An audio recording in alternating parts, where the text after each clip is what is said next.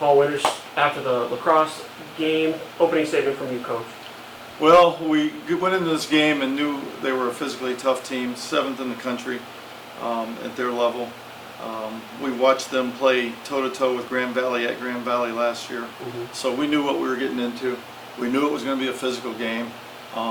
We knew they were going to be technically sound, and our challenge was to be technically sound and to be physical. And we were at times. Obviously, it was a close game, and it was a one-score game, but we just couldn't get off the field when we needed to.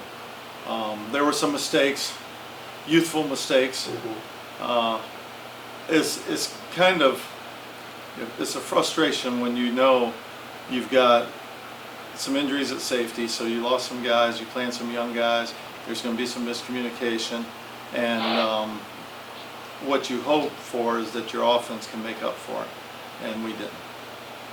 Talk about the line of scrimmage. I think that coming in, I knew that was going to be a point of emphasis. They had a good offensive line. They got some big kids. Talk about the line of scrimmage. Well, you know, one of the things that we knew going in, and we talked about this on Thursday, is when you're in college, whether it's Division III or Division II or Division I, if you've been in the weight room for 4 years, you're bigger and stronger than the guys you're playing against.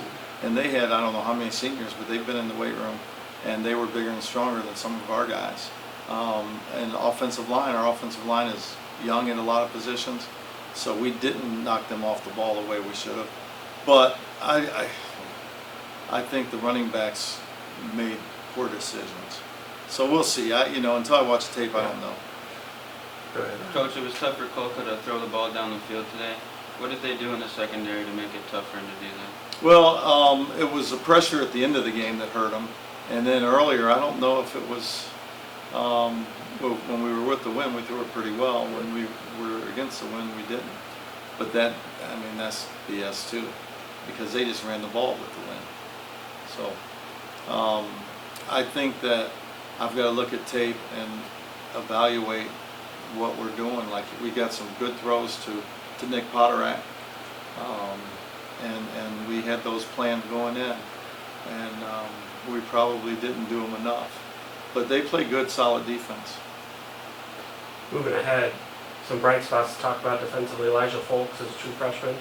He seems to be making plays. He's around the ball a lot. Matt Bushman, defensive line, had some good moments.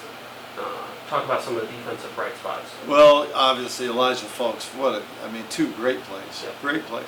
And really one that you probably didn't notice might have been his best play.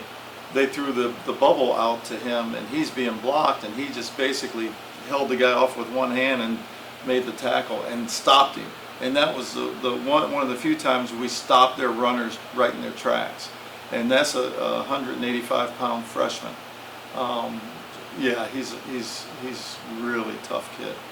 I'm really proud of him. Matt Bushman, week after week he continues to make plays, and he shows the experience of being a fifth-year guy, and obviously that's what we needed for our defense. So we're going to keep using that and hope the other guys grow. I think that there's some of the guys that we expect more from, we need to get more from, so that we have a total defense. So La Crosse had a 2-quarterback system. What went into defending that throughout the week, and what made it most difficult? Well, we knew 24 was the thrower, and not a great thrower, but a thrower. He was accurate today. And we knew number 2 was a runner. So we really just saw who was in and prepared our defense for that.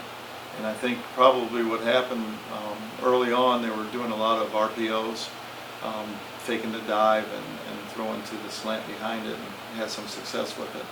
And then later on they were throwing crossing routes, and they had a lot of success with that.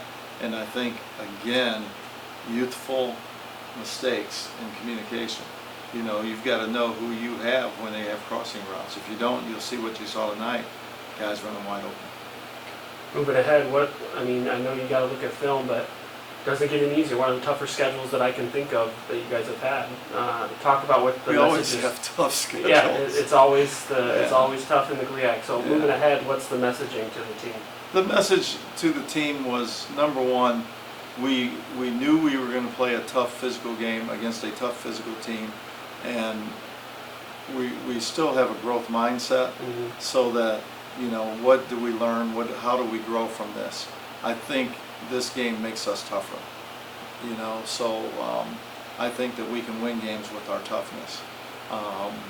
From the standpoint of another guy that you didn't mention that stood out, and we didn't get him in nearly enough, but the first he played was AJ Nichols. Great play. Great play. And he's a tremendous talent. So getting him involved is going to help us tremendously. So again, we don't have the ability to keep our heads down. We've got to just get back up tomorrow, 24 hours, let's go. Anything else, Ray? I'm all good. All right. Thanks, Paul. Thank you.